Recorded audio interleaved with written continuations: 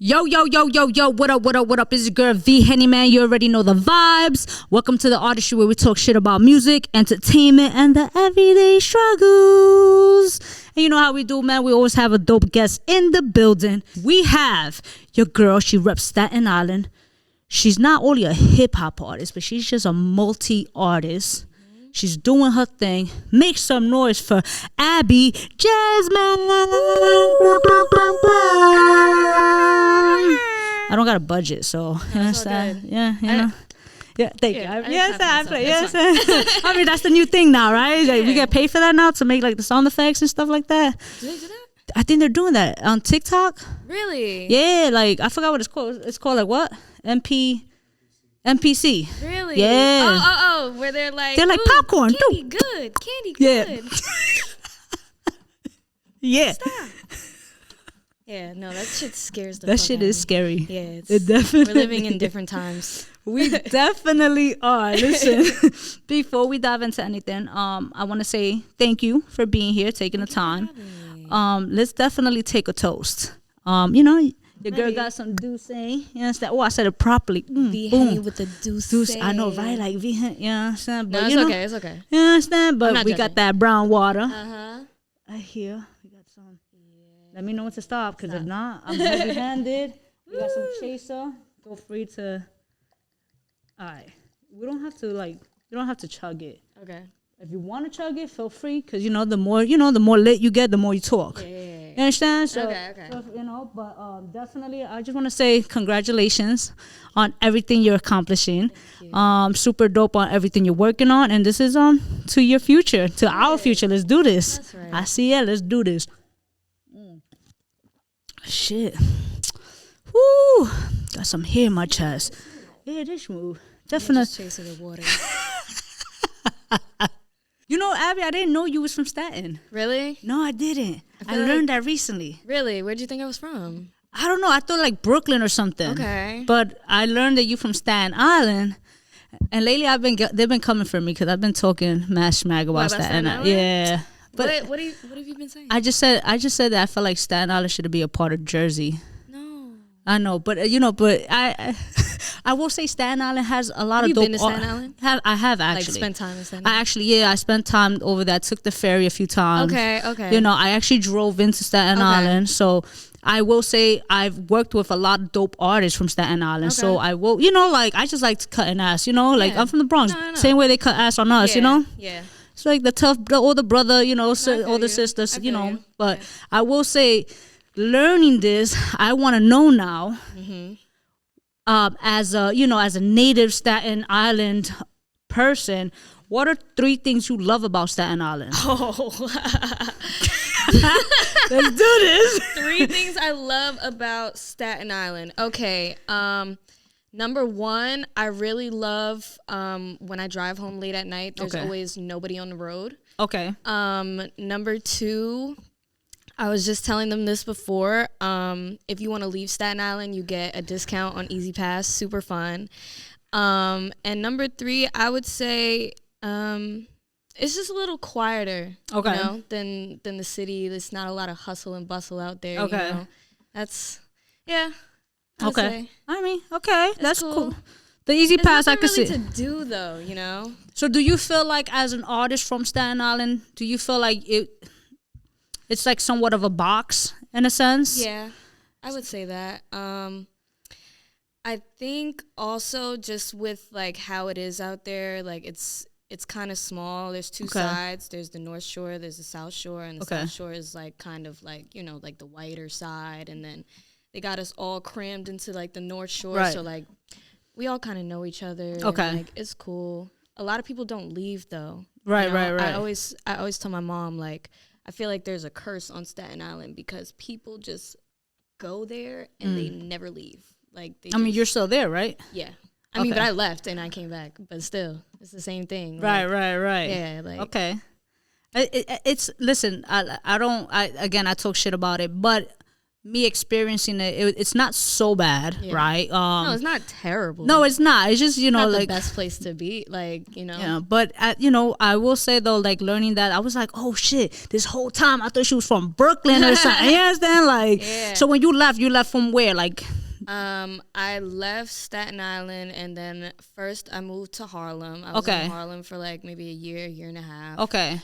And then from there, I moved to Brooklyn. I was in Brooklyn for like 2 years. Okay. I loved it. Okay, yeah, yeah. It's fun. Right. It's nice. There's always something to do. And I kind of got that same, I kind of get that same vibe from Staten Island, where I like the mix of two things. You know what I'm saying? Okay. I like being around hustle and bustle when I want to, but I also like that like quiet kind of suburban kind of feel, Gotcha. So what made you go back to Staten?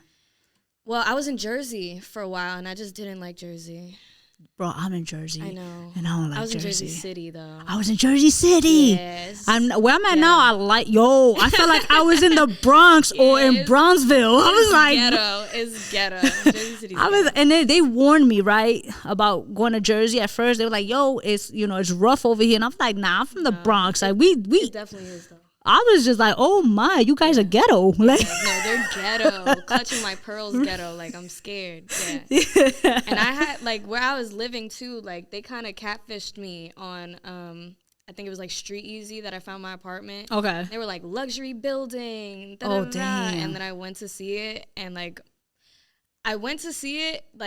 my problem is I'm a terrible planner. So when I got the apartment, I had to move out of my old apartment in Brooklyn like the next day. Okay. So I literally went, gave him the check, and I left, and I didn't really look around the neighborhood or anything. And then we show up with the U-Haul, and my boy goes, damn, this is the hood. And I'm like, you think so? And like they made it seem like it was a luxury building. It was just a new building in the middle of the hood. So I guess it's luxury to somebody, right? Well, yeah. What's that saying? Somebody's old trash is their like. I don't know if I'm saying one man's trash is another man's treasure. Boom, that's what it is. Yeah. So you understand, but you know what though? We're here now, right? Yep. Definitely loved I was telling you earlier how I met you in 2019.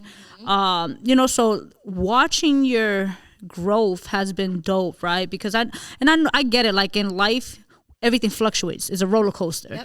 Yep. So learning that your parents are musically inclined, I learned a few things about you, and I was just like, yo, like I definitely wanted to tap in and learn, like, knowing that your parents were musically inclined, do you feel like you was conditioned to be this artist? Yes and no. Okay. I was always just in anything that was musical because it was something like I grew up doing, like playing piano. I played in church. I was in the jazz band at school, things like that. But my dad always told me like, this don't make no money. Like do something else. Right. You know? And I was always like, okay, so what am I going to do? And then I thought about, I wanted to be a psychologist at one point. Okay. But now that I'm older, I'm glad I didn't pick that path. Why? Because I don't want to deal with people's minds all day and like take their, like when you're like, shout out to the therapist that can actually do it. Right, and, right. Like, really have that like, oh, I want to help people. But, like, I got my own issues. I don't know if I'm trying to sit around and listen to somebody else's. Gotcha. That's just me, though. No, especially, I get... And especially, sometimes it gets a little dark, It does get dark. Yeah. It does. So, obviously, you didn't go that route. So, when did you start realizing, because your father said that, being this music artist doesn't pay. Yeah. And let's keep it a stack. Yeah. It's not easy being a music artist. No, it's not. So, when did you start realizing, like, oh, shit, this is more than what it is? As far as being this established artist? I would say it wasn't even really my plan to be in the music industry. Like I was faced with like the ultimatum of like, okay, if you want to live in our house, it's either like you go to school, figure out what you want to do, or go to the military, because my brother was in the military. Okay. Or get out. Okay. And I was like, all right, well, I'm out. Okay. Because I can't really, I don't want to be in the military, you know, like that wasn't my thing. And I guess the time that I really figured like, oh shit, this is like a real thing was probably when I sat down at my first meeting at Cinematic, and they were like, you know, you give me a good vibe, like you give me an artist vibe, you know, and I didn't have any music out, so I'm like, yeah, sure, fuck it. You know, like sometimes you gotta fake it till you make it, you know, like especially when you're that young. Like I was like 18. I didn't know what I wanted to do. Okay. I didn't know who I wanted to be at that time. So yeah, he was like, oh yeah, you give me an artist vibe, and I was like, okay. So wait, this whole time I thought when you got signed to Cinematic, I thought you had music already. No. Oh. I didn't have anything. Like, I had maybe.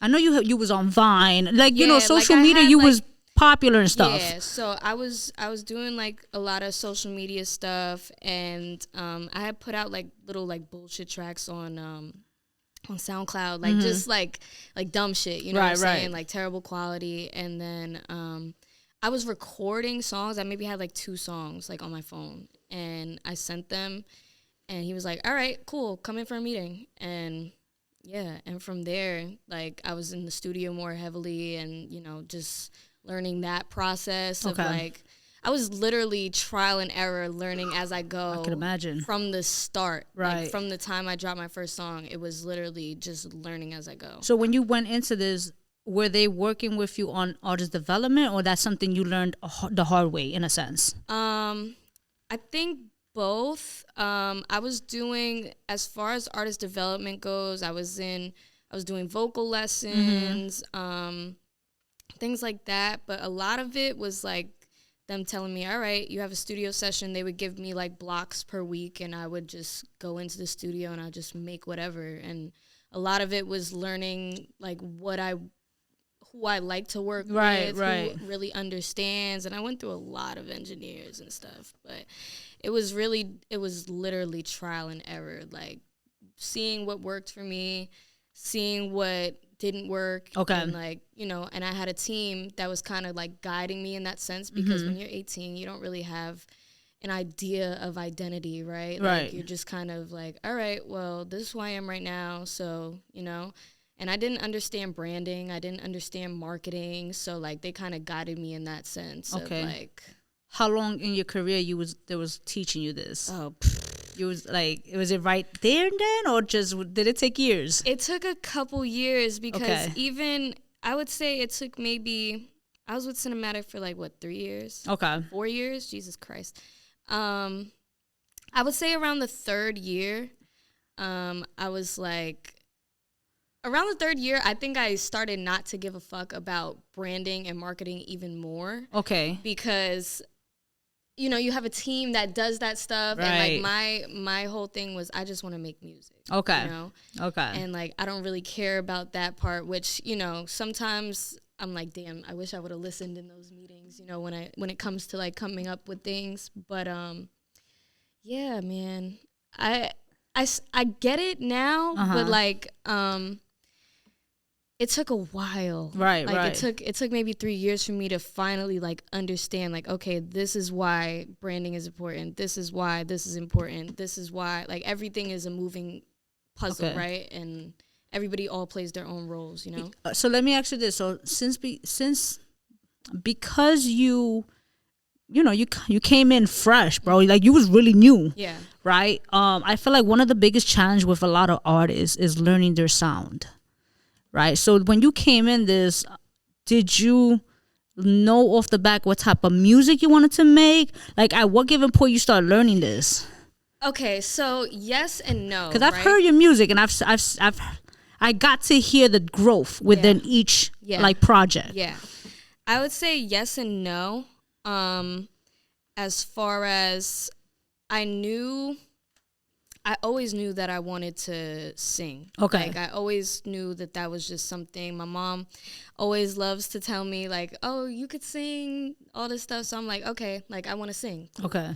Like I was rapping on like Vine and stuff. So like they thought I was a rapper. And then I started experimenting and like really singing more, and it kind of discouraged me a little bit from singing because they would always tell me, like, people at the label, like, oh, R&B is dead, R&B is dead. Mm-hmm. And I just feel like that's just not something that can ever happen. Right. So I kind of just stuck to my own thing. And, like, it was around 2020 when we were, or maybe 2019, when we were doing my my first album, Who Cares, that I really, like, honed in. I got a team. Okay. Because a lot of it, I was just working with a bunch of different producers. It was around like 2019 that like we really were like, okay, I'm gonna sit with like one person, two people, and like really just write. You know? And I think from there, that's when I was really like, okay, this is where I want to take it. This is where I want to go next. Gotcha. You know? No, and the reason why I'm asking all this, right, is because again, like, so again, you have your process, right, and you right now, you're independent. Yeah. You just dropped your first independent project. Shout out to you, you know. And, you know, again, you had these meetings. They were like pretty much in a sense of like, I don't know if it's molding you. Yeah. But, you know, like just guiding you. Yeah. You know, so it's like, do you feel like because you had that guidance, was it easier where you at now to create this project and having that creative freedom? Was it easier for you or nah? I'm gonna say yes and no again, right? Because I loved having the freedom, but sometimes having too much freedom, you kind of get lost in the sauce a little bit, and you're like, all right, I could do whatever the fuck I want, right? Like, I could go fucking make a country song, or I could do this, I can look like this, I could dress like this, you know? Right. But it's kind of just like bringing it back in and being like, all right, like, let's not go too far off the deep end. Like, let's still stay true to, like, what you've accomplished, what you've done. Okay. But sometimes it's kind of hard because the only person I can really bounce ideas off of is, like, my team. And it's like 4 of us, you know? Gotcha. So, like, sometimes it's just, like, us just bouncing a bunch of different ideas. And especially with the music, how it is. Right. And I agree with you when you mention, like, for me, R&B is not dead, but a lot has changed. Yes. You know, so I know you tap into different, you know, again, you're very versatile. Yes. You hear that all the fucking time. You're versatile with your music, you know. Yeah. So with the growth within yourself and the brand, do you feel like, or have you had any moments where you felt as if you ever self-sabotaged? Yes. A lot. So I want to know, all right, so what's the last? So then I want you to, like, if you can tell me, you know, like a time of you feeling like, and what was the experience? Yeah. The outcome. I would definitely say one of my biggest, like, fumbling moments or self-sabotaging moments was being with a label and kind of getting complacent in a place where I'm like, okay, well, I don't got to worry about that. The label's going to handle that. I don't have to do this. The label's going to handle that, you know? And being independent really taught me, like, oh, you have to really, like, go outside and talk to people. Because, like, I didn't have to do that, you know? If I wanted a feature, like, you know, we throw money at them and you know, they get paid and they do it, right? Okay. But now, like, that first summer that I was, like, really independent, I was like, damn, like. So wait, how long you been independent? About a year now. So yeah, you gotta be outside. You know how they be like, we outside.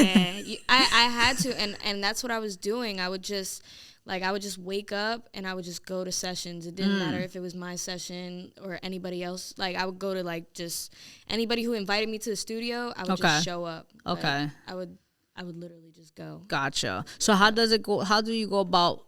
Because again, now that you're independent, how do you go about? I know you have your team, but how do you go about, like, knowing, like, what promoters to work with, especially promoters, because you know you have, you know, to get hired and stuff like that. For like, are you still in that place? Like, well, a lot of times I do let my manager Vice handle a lot of that. He knows we've known each other for years. Okay. So he knows the type of things I'm interested in. He knows the types of things that I'm not interested in. So what is it that you wouldn't be interested in?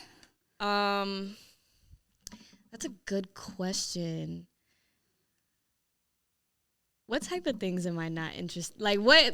Tell me something that like would come your way and you'd be like, Abby doesn't want to do this. Well, that's number one. Yeah, that non-paying show. I thought that went without saying, but yeah, like definitely, I feel like I'm past that.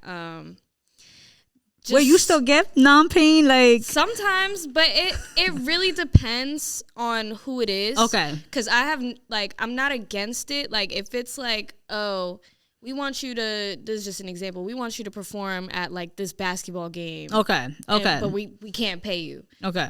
Yeah, I'll go do that. You know, like if it's a look and it like helps, and I'll definitely do that. It needs to. You both need to win. Yeah, but I'm not gonna go to like wherever the fuck. Right. Like, I'm not gonna go to Florida for a free show. You know. Okay. Like, okay. What about showcase? I don't think I would do showcase. I've done a lot of fucking showcases. I think I'm definitely just past like doing showcases because sometimes showcases are cool, but now I just kind of want to create like an experience for people that want to see me, and like that involves like a budget, and that involves like, you know, just different things that showcases don't necessarily they don't. Yeah. I used to do showcases, so I get it. And showcases for me, like at first, like I was like, okay, this is cool. And then it would be like 20 people on the bill. And then I would go on at like 3:00 in the morning. I don't want to do that anymore. Right. But yo, so what's a misconception people have of you based on your, I guess I would say your account or your elevation within yourself as an artist? I think one of the biggest misconceptions about me is that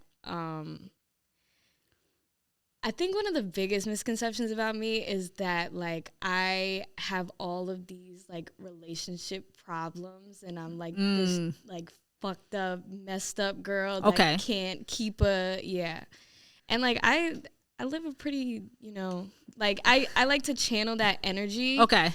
But I have a pretty decent romantic life. You know? Like me and my boyfriend, we've been together for a long time. Okay. Like, but that's one of the biggest misconceptions is people like they're like, wow, this bitch is all over the place. She can't keep a man to save her life. I'm like, damn. That's crazy. The perception of it. Yeah. That's crazy. But, you know, and it's like, it's I guess because also like the way they're like, we live in not that we live, but knowing that the music industry, it's very heavy with men, right? It's a male dominated industry. You understand? Yes. So, you know, they're seeing you, like you said, they're probably in the assumptions. A lot of people go by assumptions nowadays. Yes. Let's keep it a stack. Like it's wild. Yes. Like, you know, instead of just literally like calling you out on it or like speaking to you like, yo, like what is, you know, they're assuming. So that's basically what it is. But also knowing that you have this artist and you're like in the pub. I mean, you are this artist and you're really in the public. Yeah. So have you ever put your relationships out there like that? Like yes. And so I noticed that you're posting less, right? On okay. Yeah. Okay. And that's on purpose. Okay. It's just I spent so much of my teenage years on social media and like being like when I was in peak Vine, Twitter, those days, it was like everything I did, like people were just on my dick. And like that is cool, you know, like it didn't bother me at the time because like I'm a teenager and like I don't care. There was no fucks given. Yeah, like I don't care about what people, I still don't really care about what people have to say about me on the internet. But I think now I just appreciate privacy. And I appreciate people not speculating about my life, like my personal life at least. Like nobody could tell me what I do on a day-to-day basis. Like nobody can get on the internet and be like, this is what Abby does every single day. Like, because I just really appreciate my privacy, and I've been in a space where people like were just on my dick about every single thing that I did, who I was dating, whether I broke up with that person, you know. And now I'm just like, I don't want to give the world that much, right? You know, just I agree with you. Not because I'm scared, but it's just people have a way of taking things that you love and like just super hyper analyzing them. Right, you know? right. Like I look at some tweets about like Halle Bailey and like her boyfriend, and they're like, wow, this guy hates her, and like we don't know what these people do on a dated, you know. And I don't want people to look at my life and try to pick it apart based off social media videos. Right. No, you know? you're right. I feel like when you put your life on social media, right, in the public, it's like you prone to allow people in. Yes. And energy is transferable. Absolutely. Bro, it's crazy how energy is transferable. Yes. So I get it that why it's not that you're afraid of it, because I think I can actually I agree with you. I also feel like I'm on the same page with you. Is like you have to, you know, just the boundaries of letting people in. There's boundaries, and I think one of the hardest things people have is boundaries. Yes.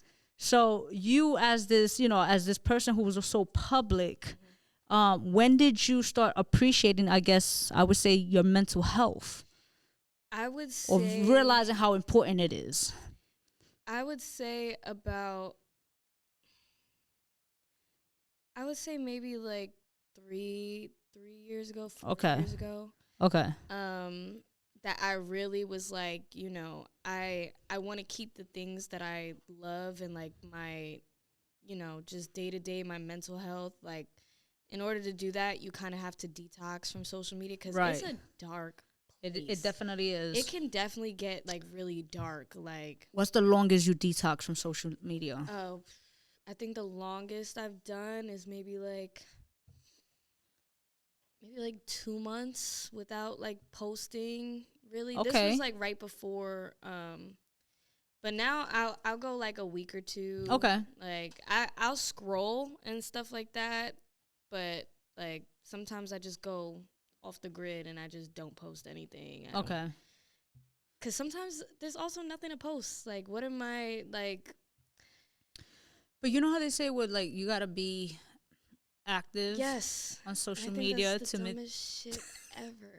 That's Why? Just me though. Talk about it. Why? Because I'm not posting on my social media doesn't mean that moves aren't getting made. I'm not still getting shit done, you know? Mm-hmm. Like, I think that is so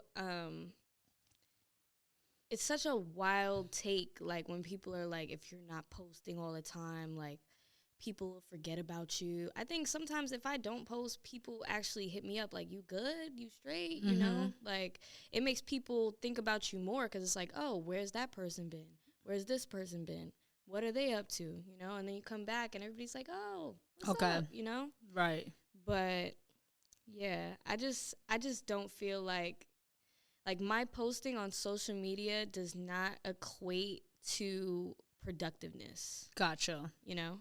No, and I can definitely see that. I do agree with it, but you know, unfortunately, I think this era is very narcissistic. Yes.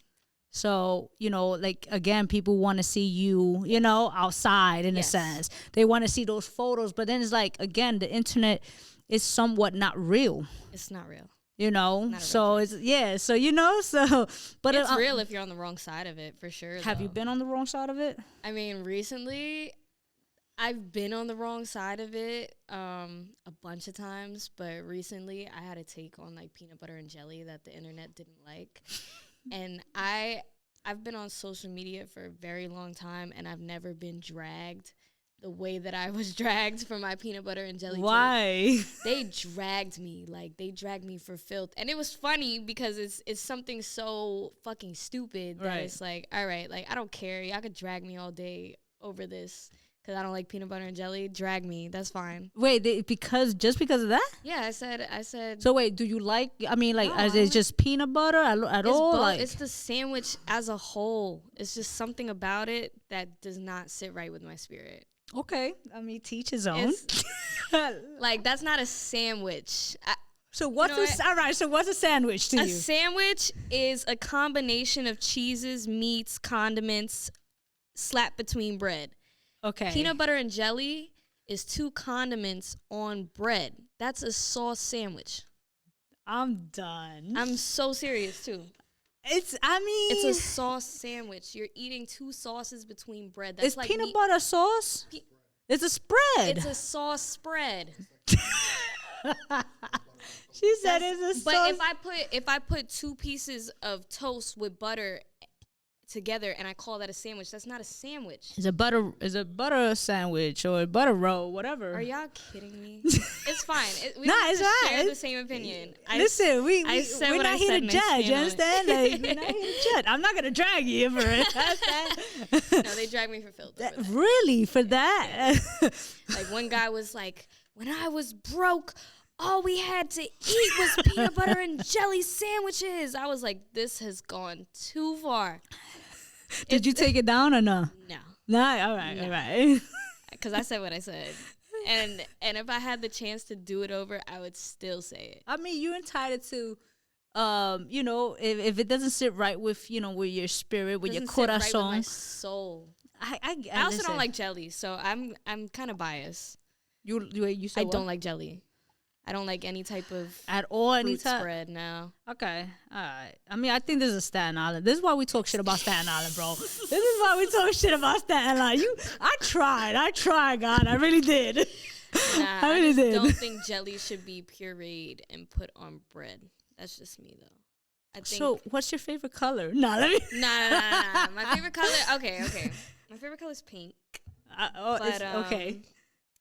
Yeah, I just would rather eat fruit like in its regular form. I don't want you to mash it up and put it on bread and be like, this is a new concept. This is jelly on bread. All right, so give me 3 things that you do not like that people are shocked about. Because now I'm intrigued. Like to eat or just pure? Okay, 3 things I don't like to eat. We're gonna take it's jelly maybe out of it. And it's popular, I guess, for others. Okay, I don't like banana flavored candies, banana juices. I don't like putting banana in. I think banana should just be eaten by itself. Okay, all right. That's a popular thing. Like people drink banana juice and like they have banana Laffy Taffy. I mean, I do smoothies, so banana smoothies. You don't like banana smoothies? Like, I don't think bananas should be pureed either. Okay, all right. So go ahead. I don't like olives. Damn, I find people who don't like olive weird. Really? Yeah, but I'm Puerto Rican, bro. We put that shit in rice. And, I know. I picked them out my rice. All right. And also, okay, so even olives, and I also say beans too. I don't really like beans. I just don't fuck with them. They just have a weird texture to me. They scare me. I'm Puerto Rican, so like, yeah. Wait, what type of Puerto Rican are you, bro? I'm a fake one because I don't like beans. You definitely, yeah. All right. They get very. You like beans and olives. Yeah, I'm gonna put that as like a /beans/olives because it's like the same thing to me. No, okay, good. No, it's not, but okay.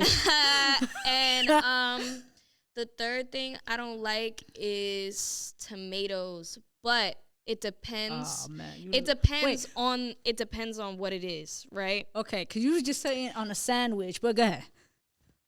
Okay, so I don't like tomatoes like as a whole. Like they kind of like I know what you're talking about. Because growing up, I went to school with this girl, and she would bring like different types of fruits. I mean, not fruits, vegetables like sliced up, and she would just eat them. And one time, like she was eating like a tomato, but like an apple. Okay, and that just creeped me out for some reason. It just, like I said, it doesn't sit right in here, you know? So would you say you're judgy? No, I don't think I'm judgy. I just think that there's a certain way things should be done, and eating a tomato like an apple is probably not one of them. So this is the reason why I say is all right. So I love do that. I love tomato. I can actually do that. I'm not gonna judge you for it. But I'm gonna be like, oh, okay. Yeah. And then I'm just gonna make a little don't mental have this note. bitch sitting next to me. She eats tomatoes like apples. No, but I like tomatoes in certain things, right? Okay. Like, And in your sandwich, right? no. No, this girl, bro. No, I can't. Okay. I can't. I like tomatoes in like pastas, right? Okay, yeah, I could deal with that. I love pasta. Pasta's great. I like ketchup. Ketchup's cool. I wouldn't put ketchup between two slices of bread by itself and be like, this is a sandwich. But, you know. We have rough moments though. Yeah, no. Because I've done like the mayonnaise with sandwich? mayonnaise with bread. Mayonnaise with bread? Yeah. But will you admit that that's not a sandwich? No, that's not a sandwich. For okay. me, that was just being broke. So You understand? so if mayonnaise is a spread and if you put it between two slices of bread, it's not a sandwich. Why is a peanut butter and jelly a sandwich? Because it's a fruit, right? I got her. You're caught. You did. Nah, I mean, listen, I'm not here again. I'm a big fan of peanut butter and jelly, but I get it. Not everybody. to each his own. Yeah, to each his own. I mean, I'm not gonna like look at you and be any differently. I mean, you don't like tomatoes. So. I like tomatoes in certain things. Oh yeah, pasta. Pasta. I mean, I like the little baby tomatoes. Those are cute. Okay, they're cute. They're cute, salads cuddly. and shit Yes, like that. very Yeah, nice. okay. Yeah. But not in sandwiches. Not in sandwiches. Okay. I wouldn't like make a ham sandwich and put ketchup on it or like put a tomato on it. Okay. All right then. I mean, so now you guys want to know what type of food you picky with eating then, huh? I'm assuming. I mean, I try not to be now because I'm a grown-ass adult and I feel like it's a little childish to go out to restaurants and order chicken tenders. Sorry, Aunt. Love you, though. You're my boy. That is a little You're my childish. boy, though. I fucks with you. You ever had, like, somebody go to, like, you ever been to, like, a seafood restaurant and they order chicken tenders? Yes. Bro, he That's does crazy. that? Aunt, do you do we that? go out to eat seafood, you get chicken nuggets? Bro. No, but aren't you, like, allergic to seafood, though? Wow. Oh, see, that's some I childish was trying to shit. give him a pass. You was, bro. And if you from the Bronx, you embarrass me. Nah, but Aunt is picky, but I think he beats me in that department. But I just try now to just really be like, just try new things. Okay. Like when it comes to food. So I always say I'll try it once. If I don't like it, then that's it. But I'll try something once. Okay. All right. Okay. So now let's get back into your music, right? So because I'm like, and right now I'm like your team. You don't like peanut butter jelly. He don't like. You like chicken nuggets? Damn, bro. Chicken nuggets is good though. Chicken nuggets is good, but when you go to a restaurant and you be like, yo, it'd be wild. I know a few people who do that, and I'd be like, bro, how old are you? Like, I had a waitress one time told somebody, it was just like, is this for, like, do we have a kid in the table? And we was like, nah, that's a whole grown adult right there. Ordering chicken tenders. That's hilarious. Like, but going back to like the your music, right? How you just dropped this project, right? So I know how you mentioned, like, like it's a gift and a curse in a sense, being independent. Yeah. With this project, what would you say took you out of your comfort zone when it come to creating your like the songs? I don't really think anything took me out my comfort zone per se. I think it actually brought me into more of a comfort zone. Okay. Because it just brought me the opportunity to work with people, like people that I probably wouldn't have met if I was still signed to a label. Because like I said, you're really comfortable and they're like, hey, I have this person to work with you. And I was just kind of going out and just meeting people, and a lot of the project, I want to say half the project was done before I got out of my deal. Okay. And I kind of was just like, damn, now what do I do? You know? Like, do I just put these songs out because they're already done, or do I just keep working? And like, I didn't even go into this project with the intention of making an album. Okay. I kind of just was making music, and I had met an engineer in Long Island. His name is Jay. Shout out Jay. And like we just clicked like instantly the day that we met, and I was like, you know, like we did, we did like 2 songs, 3 songs in like a session, and I was like, I feel like now I have enough songs to like think about, you know, putting out an album, and yeah. Okay, so I know, like you said, you was part of so how many tracks you had when you signed? I had 3, 4. I had 4. How many projects you have on your? How many songs you have on this project? 10. Right? Okay, so 7 of the songs were like you independently with this engineer, correct? So well, he did independently. 5 of them. Okay, 5. Okay, so 7 tracks independently then, right? So you know, with growth comes change. So what have you noticed within your process of growth? What are some positive changes you noticed within yourself making this project? I noticed that I could do a lot more than I thought I could. Like when it came to like writing music and really like doing mixes. And I didn't mix the project, but I did sit in a lot of those sessions and like physically we went back and forth so many times. We went back and forth for like 5 or 6 months, maybe 4 months, like just doing mixes and sending. I have like 10 different versions. And before you wasn't doing that? No. Right. I would just kind of let people like, all right, mix do it. Do what you got to do. This is your job. My job is just to write the songs and sing them, you know? So would you say out of all your projects, this project right now, you was more hands-on? I was definitely way more hands-on. Yeah. But it's kind of because you have to be, right? Like there's like, of course I have my team, but a lot of it rides on like me coming up with like concepts, me and my manager coming up with things, like, you know, but I left like a lot of like the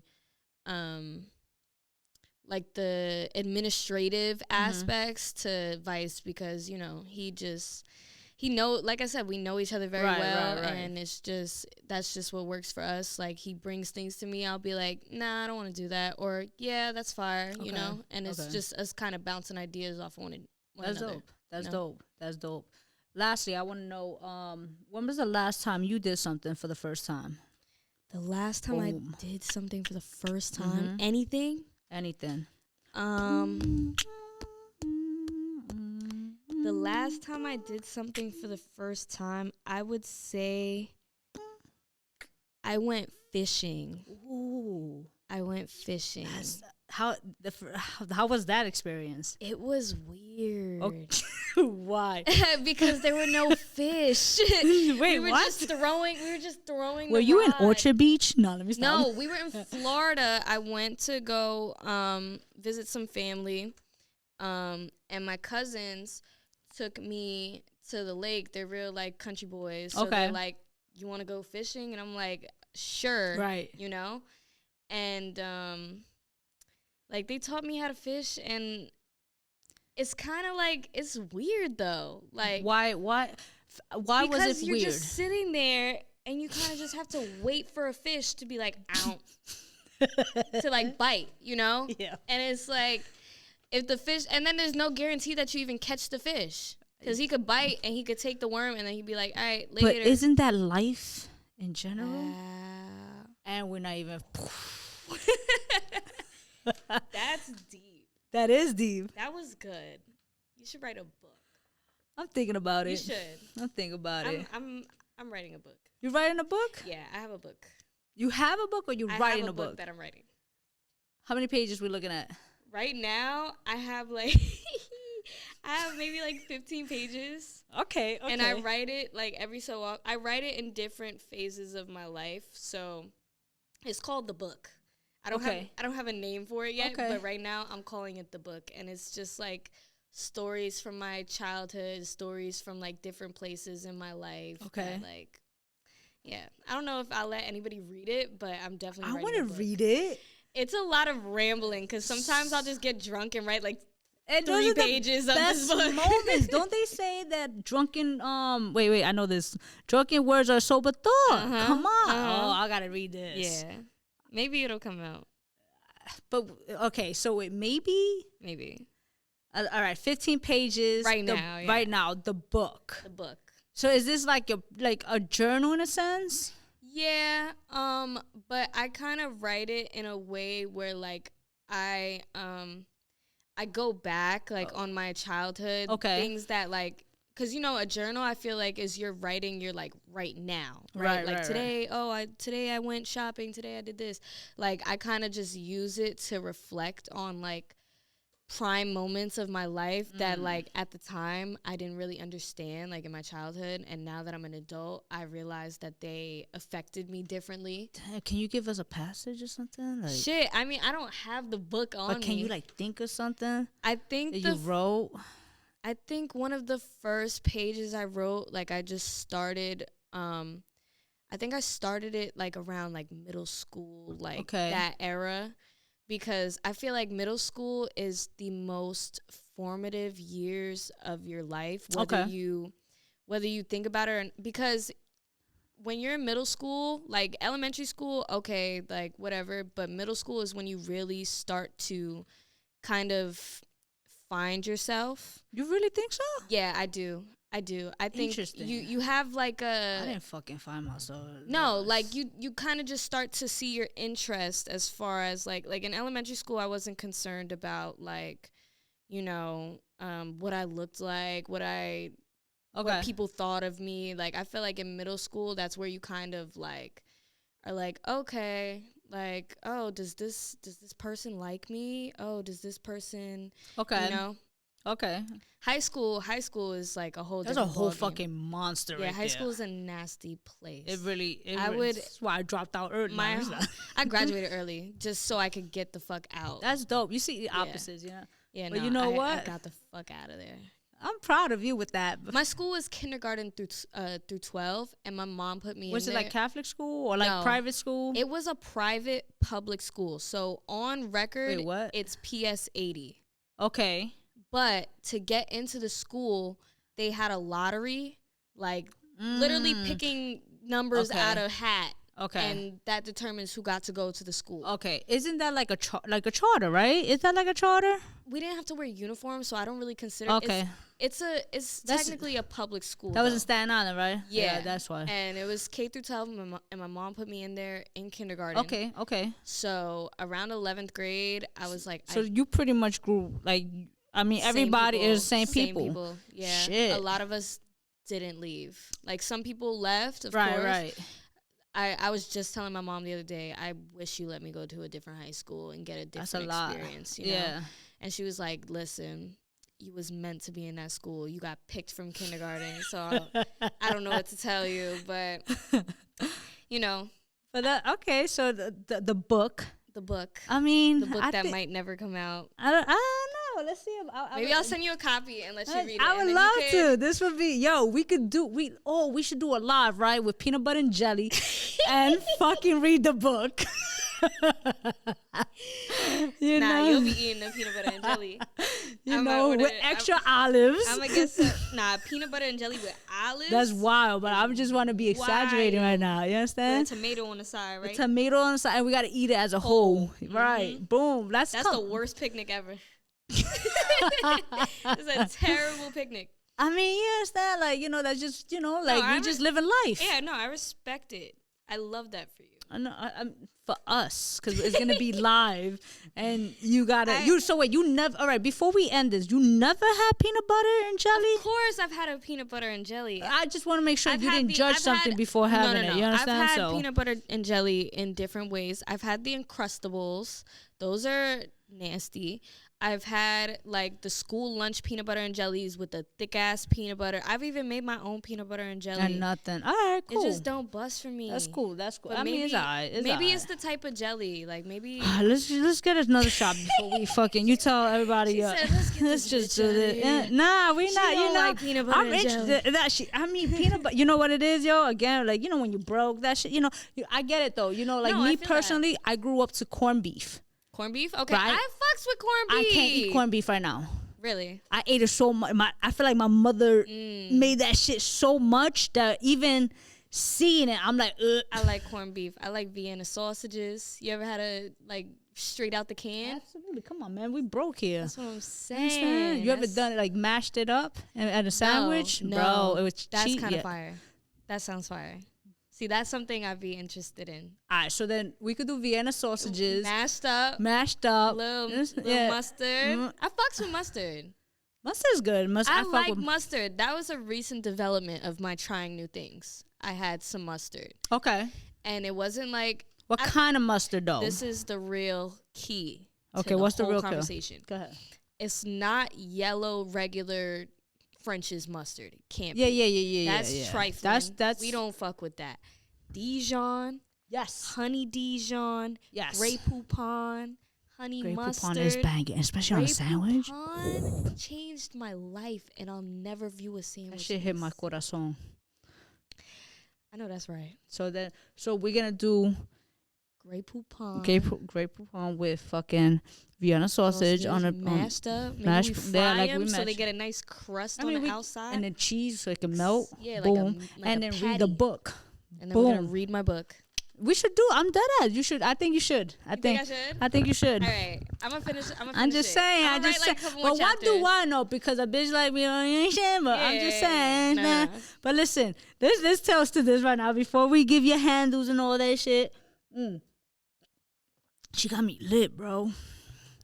I have that energy. Yeah, you do. You definitely do. You know, it's crazy because before I was a little skeptic. I was like, yo, I wonder if she was good sitting down, like having the, you definitely, good interaction, everything. Yeah, I appreciate that. I definitely do. Yeah. So for those that are watching, where can they find you, find your new project, and all that good stuff? Okay, y'all can find me everywhere. I made it real easy for y'all.